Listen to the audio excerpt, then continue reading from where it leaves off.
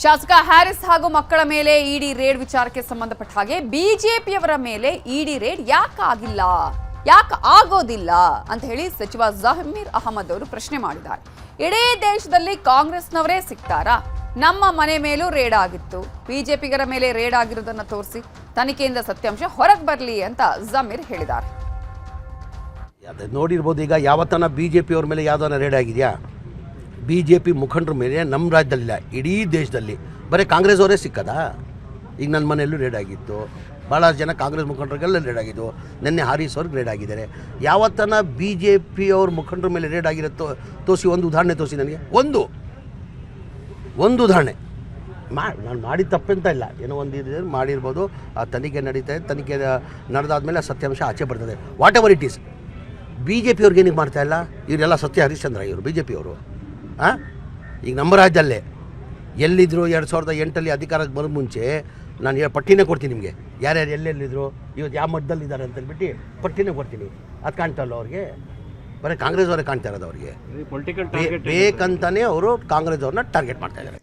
ಇದೇ ವಿಚಾರಕ್ಕೆ ಸಂಬಂಧಪಟ್ಟ ಹಾಗೆ ಇನ್ನಷ್ಟು ಡೀಟೇಲ್ಸ್ ಕೊಡೋದಕ್ಕೆ ನಮ್ಮ ರಿಪೋರ್ಟರ್ ಮಂಜುನಾಥ್ ಈಗ ಫೋನ್ ಸಂಪರ್ಕದಲ್ಲಿ ಜಾಯ್ನ್ ಆಗಿದ್ದಾರೆ. ಮಂಜುನಾಥ್, ಈಗಾಗಲೇ ಹ್ಯಾರಿಸ್ ಮನೆಯಲ್ಲಿ ನಡೆದಂತಹ ದಾಳಿ ಈಗ ಮುಕ್ತಾಯ ಆಗಿದೆಯಾ? ಏನಾದರೂ ಮಾಹಿತಿಗಳು, ದಾಖಲೆಗಳು ಸಿಕ್ಕಿದೆಯಾ ಇಡಿ ಅಧಿಕಾರಿಗಳಿಗೆ? ಜೊತೆಗೆ ನಲ್ಪಾಡ್ ಅವರೊಂದು ಸುದ್ದಿಗೋಷ್ಠಿ ಮಾಡಿ ಈಗ ಇದು ಯಾರು ಬೇಕಂತಾನೆ ಷಡ್ಯಂತ್ರ ಮಾಡಿದ್ದಾರೆ, ಸಚಿವ ಸ್ಥಾನ ಸಿಗಬಾರ್ದು ಅನ್ನುವ ವಿಚಾರವನ್ನು ಕೂಡ ಹೇಳಿದ್ರು. ಯಾರ ಮೇಲೆ ಅನುಮಾನ ಇದೆ? ಸದ್ಯಕ್ಕೆ ಹ್ಯಾರಿಸ್ ಅವರ ಮನೆ ಮೇಲೆ ನಡೆದಿದ್ದಂತ ಇಡಿ ದಾಳಿ ಮುಕ್ತಾಯ ಆಗಿದೆ. ಮುಕ್ತಾಯದಂತ ಬಳಿಕ ಸುಮಾರು 21 ಗಂಟೆಗಳ ಕಾಲ ಇಡಿ ಅವರು ಕಂಪ್ಲೀಟ್ ಆಗಿ ಪರಿಶೀಲನೆ ಮಾಡಿದ್ರು. ಜೊತೆಗೆ ನಲ್ಪಾಡ್ ಮತ್ತು ಆತನ ಸಹೋದರ ಉಮರ್ ನಲ್ಪಾಡ್ ಇಬ್ಬರನ್ನೂ ಕೂಡ ಅಷ್ಟೇ ವಿಚಾರಣೆಗೆ ಒಳಪಡಿಸಿದ್ರು.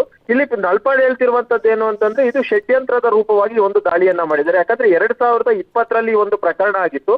ಈ ಪ್ರಕರಣ ಆದದ್ದು ಬಿಜೆಪಿ ಪೀರಿಯಡ್ ಅಲ್ಲಿ ಬಿಜೆಪಿಯವರು ಕೂಡ ಇನ್ವೆಸ್ಟಿಗೇಷನ್ ಮಾಡಿದ್ರು. ಯಾವುದೇ ಬಿಟ್ಕಾಯಿನ್ ಹಗರಣ ನಡೆದಿಲ್ಲ ಅನ್ನುವಂಥದ್ದನ್ನ ಖುದ್ದಾಗಿ ಬಿಜೆಪಿಯವರು ಹೇಳಿದ್ರು. ಇದಾಂತ ಬಳಿಕ ಕಾಂಗ್ರೆಸ್ ಅವರು ಕೂಡ ಅಷ್ಟೇ ಇನ್ವೆಸ್ಟಿಗೇಷನ್ ಮಾಡಿದ್ರು. ಆದ್ರೂ ಕೂಡ ಅಷ್ಟೇ ಯಾವ್ದು ಕೂಡ ಅಷ್ಟೇ ಸಿಕ್ಕಿರ್ಲಿಲ್ಲ. ಆದ್ರೆ ಇಡಿ ಅವರು 6 ವರ್ಷಗಳು ಬಿಟ್ಕೊಂಡು ಬಂದು ಈಗ ದಾಳಿ ಮಾಡ್ತಿರುವಂತ ಉದ್ದೇಶವಾದ್ರೂ ಏನಿದೆ ಅನ್ನುವಂಥದ್ದನ್ನು ಕೂಡ ಹೇಳಿದ್ರು. ಜೊತೆಗೆ ಅವ್ರು ಹೇಳ್ತಿರುವಂತದ್ದು ಏನಂತಂದ್ರೆ, ತನ್ನ ತಂದೆಗೆ ಮಂತ್ರಿಗಿರಿ ಸಿಕ್ತಿದೆ, ಆ ಒಂದು ಕಾರಣಕ್ಕೋಸ್ಕರ ಅದನ್ನ ಅಂತ ದಾಳಿಯನ್ನ ಮಾಡಿದ್ದಾರೆ ಬಿಟ್ರೆ ಬೇರೆ ಯಾವುದೇ ರೀತಿಯಂತ ರೀಸನ್ ಇಲ್ಲ. ಇಲ್ಲಿ ಸುಮ್ಮನೆ ನಮ್ಮ ತಂದೆಯವರನ್ನ ಮಂತ್ರಿಗಿರಿ ಸಿಗದ ರೀತಿಯಲ್ಲಿ ನೋಡ್ಕೊಳ್ಳುವಂತ ಉದ್ದೇಶದಲ್ಲಿ ಒಂದು ದಾಳಿ ಆಗಿರುವಂತದ್ದು ಕೂಡ ಹೇಳಿದ್ರೆ. ಜೊತೆಗೆ ಅವ್ರು ಹೇಳಿದ್ನಂತೆ ಅಂತಂದ್ರೆ 2 ಮೊಬೈಲ್ ಫೋನ್ಗಳು ಮಾತ್ರ, ಯಾಕಂದ್ರೆ 21 ಗಂಟೆಗಳ ಕಾಲ ಸರ್ಚ್ ಮಾಡಿದಂತ ಬಳಿಕ ಕೇವಲ 2 ಮೊಬೈಲ್ ಫೋನ್ಗಳು, ಒಂದು ನಲ್ಪಾಡ್ದು ಮತ್ತೊಂದು ಆತನ ಸಹೋದರ ಉಮರ್ ನಲ್ಪಾಡ್, ಇಬ್ಬರು ಮೊಬೈಲ್ ಫೋನ್ಗಳನ್ನ ಮಾತ್ರ ಸೀಸ್ ಮಾಡ್ಕೊಂಡು ಹೋಗಿದ್ದಾರೆ. ಅದು ಬಿಟ್ರೆ ಮನೆಯಲ್ಲಿ ಯಾವುದೇ ರೀತಿ ದುಡ್ಡು ಆಗಿರ್ಬೋದು ಯಾವ್ದು ಕೂಡ ಅಷ್ಟೇ ಸಿಕ್ಕಿಲ್ಲ ಅನ್ನುವಂಥದ್ದನ್ನು ಕೂಡ ಹೇಳಿದ್ರೆ. ಕೆಲವೊಂದ್ ಕಡೆ ಅವರು ಹತಾಶೆಗೊಳಗಾಗಿದ್ರು. ಯಾಕಂದ್ರೆ ಒಬ್ಬ ತಂದೆ ತಾಯಿಗೆ ಒಳ್ಳೆ ಮಗನಾಗಿರ್ಲಿಲ್ಲ, ನನ್ನಂತ ಮಗ ಎಲ್ಲೂ ಕೂಡ ಹುಟ್ಟಬಾರ್ದು, ಈ ರೀತಿಯಾಗಿ ಪದೇ ನನ್ನಿಂದ ನಮ್ಮ ತಂದೆಗೆ ಒಂದು ರೀತಿ ಕೆಟ್ಟ ಹೆಸರು ಬರ್ತಾ ಇರುವಂತದ್ದು ಅಂತಾನು ಕೂಡ ಅವರು ಅಪೇಕ್ಷೆಯಿಂದ ಮಾತನಾಡಿದ್ರು.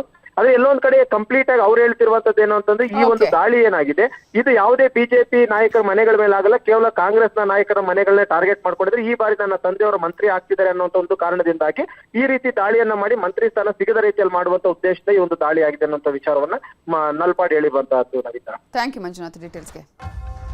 ಪ್ರಧಾನಿ ಮೋದಿಯವರನ್ನ ಭಯೋತ್ಪಾದಕ ಅಂತ ಕರೆದಿದ್ದಾರೆ ಖರ್ಗೆ. ತಮಿಳುನಾಡು ಚುನಾವಣಾ ಪ್ರಚಾರದಲ್ಲಿ ಇಂತಹ ಒಂದು ವಿವಾದಾತ್ಮಕ ಹೇಳಿಕೆಯನ್ನ ಎಐಸಿಸಿ ಅಧ್ಯಕ್ಷರಾಗಿರುವಂತಹ ಮಲ್ಲಿಕಾರ್ಜುನ ಖರ್ಗೆ ಹೇಳಿದ್ದಾರೆ.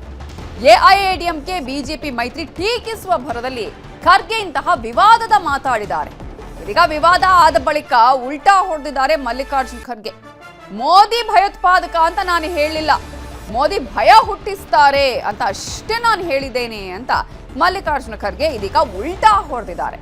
ಹಾಗಿದ್ರೆ ಮೋದಿ ಬಗ್ಗೆ ಖರ್ಗೆ ಟೀಕಿಸಿದ್ದು ಯಾವ ರೀತಿಯಾಗಿತ್ತು, ಆ ನಂತರ ಅವರು ಉಲ್ಟಾ ಹೊಡೆದಿದ್ದು ಹೇಗೆ ಅನ್ನೋದನ್ನ ಕೂಡ ನಾವು ನಿಮಗೆ ತೋರಿಸ್ತೀವಿ ನೋಡಿ. How can they join with Modi, who is a terrorist and who won't believe in equality. His party won't believe in equality and justice. And these people are joining with them. It means that they are weakening democracy.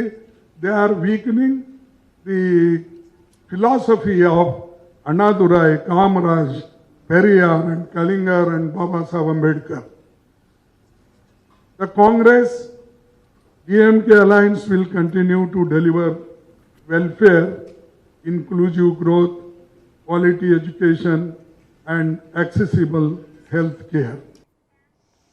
CM ಅಸಹಾಯಕತೆಯ ಬಗ್ಗೆ K N Rajanna ಇದೀಗ ಹೊಸ bomb ಸಿಡಿಸಿದ್ದಾರೆ. ಸಿಎಂಗೆ ಕೆಲವರು ಮಾಟಾಮಂತ್ರ ಮಾಡಿಸಿರಬಹುದು. ಮೇ ತಿಂಗಳಲ್ಲಿ ಒಂದಷ್ಟು ರಾಜಕೀಯ ಬೆಳವಣಿಗೆಗಳು ಆಗ್ತವೆ ಅಂತ ಹೇಳಿ ಭವಿಷ್ಯನೂ ನುಡಿದಿದ್ದಾರೆ ಕೆಎನ್ ರಾಜಣ್ಣ ಅವರು. ಸಿದ್ದರಾಮಯ್ಯವರ ಅಸಹಾಯಕತೆ ಬಗ್ಗೆನೂ ಮಾತನಾಡಿದ್ರು. ಮೊನ್ನೆಯಷ್ಟೇ ಅಸಹಾಯಕತೆ ಬಗ್ಗೆ ಹೇಳಿದಂತಹ ರಾಜಣ್ಣ ಇದೀಗ ಮಾಟಾಮಂತ್ರದ ವಿಚಾರವನ್ನ ಹೇಳಿದ್ದಾರೆ. ನಾನು ಹಾಗೂ ಸಿಎಂ ಇಬ್ರು ಕೂಡ ಮಾಟಾಮಂತ್ರ ಇವುದರ ಬಗ್ಗೆ ನಾವು ನಂಬಿಕೆ ಇಟ್ಕೊಂಡಲ್ಲ, ನಂಬಿಕೆ ಇಲ್ಲ, ಗಟ್ಟಿಯಾಗಿ ನಿಲ್ಲಿ ಅಂತ ಹೇಳಿಸಿಕೊಳ್ಳುವಷ್ಟು ಸಿಎಂ ಅಸಹಾಯಕರಲ್ಲ. ಮಾಟಾಮಂತ್ರದ ಬಗ್ಗೆ ಜನ ಮಾತಾಡ್ತಿದ್ದಾರೆ ಅಂತ ರಾಜಣ್ಣ ಹೇಳಿದ್ದಾರೆ. ನೋಡಿ, ಅವರ ಅನಿಸಿಕೆ, ಅವರ ಅನುಭವ, ಅದ್ರ ಬಗ್ಗೆ ನಾನು ಹೇಳಕ್ ಹೋಗಲ್ಲ. ನನ್ನ ಅನುಭವದಲ್ಲೂ ನಾನು ಮೊನ್ನೆನೇ ಹೇಳಿದ್ದೇನೆ, ಅಸಹಾಯಕರು ಇದ್ದಾರೆ ಅಂತ ಹೇಳಿದ್ದೇನೆ. ನಾನು ಒಂದೊಂದ್ಸರಿ ಸಿಎಂ ಇಷ್ಟೊಂದು ಅಸಹಾಯಕರ ಆಗ್ತಾ ಇದಾರಲ್ಲ ಅಂತಕ್ಕಂಥದ್ದು ನೋಡಿದಾಗ ಯಾರಾದ್ರೂ ಮಾಟ ಮಂತ್ರ ಮಾಡಿಸ್ಬಿಟ್ಟವ್ರೇನೋ ಅವ್ರ ಮೇಲೆ ಸ್ವಲ್ಪ ವಿಚಾರ ಮಾಡ್ತಾ ಇದ್ದೀನಿ.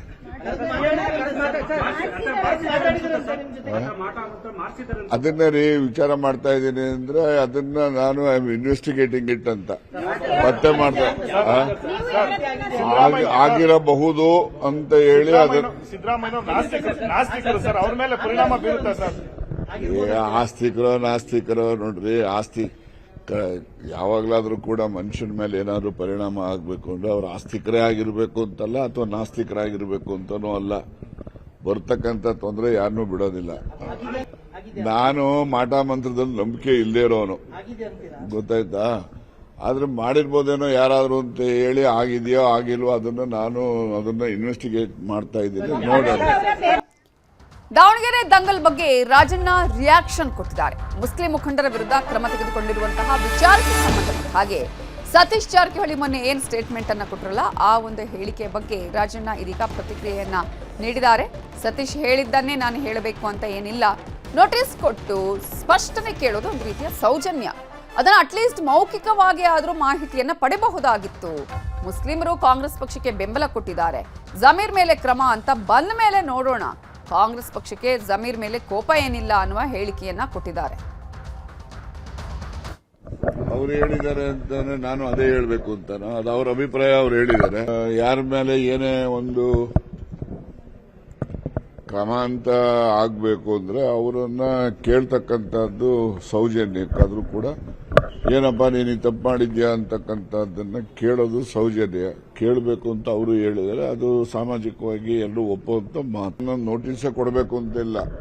ಆದ್ರೆ ಜಮೀರ್ ಅವ್ರ ಮೇಲೆ, ಇನ್ನೊಬ್ಬರ ಮೇಲೆ, ಮತ್ತೊಬ್ಬರ ಮೇಲೆ ಏನಾದರೂ ಕ್ರಮಗಳು ಅದು ಇದು ಅಂತಕ್ಕಂಥದ್ದು ಪ್ರಸ್ತಾಪಗಳು ಬಂದಾಗ ಆಗಂದಾಕ್ಷಣಕ್ಕೆ ಪೂರ್ಣ ಮುಸ್ಲಿಂ ಸಮುದಾಯನೇ ಕಾಂಗ್ರೆಸ್ ವಿರುದ್ಧ ಅಂತಾಗ್ಲಿ ಅಥವಾ ಅವ್ರ ಮೇಲೆ ಕಾಂಗ್ರೆಸ್ಗೆ ಕೋಪ ಇದೆ ಅಂತ ಭಾವನೆ ಆಗಲಿ ಆ ಸಮುದಾಯದಲ್ಲೂ ಕೂಡ ಬರಬಾರ್ದು.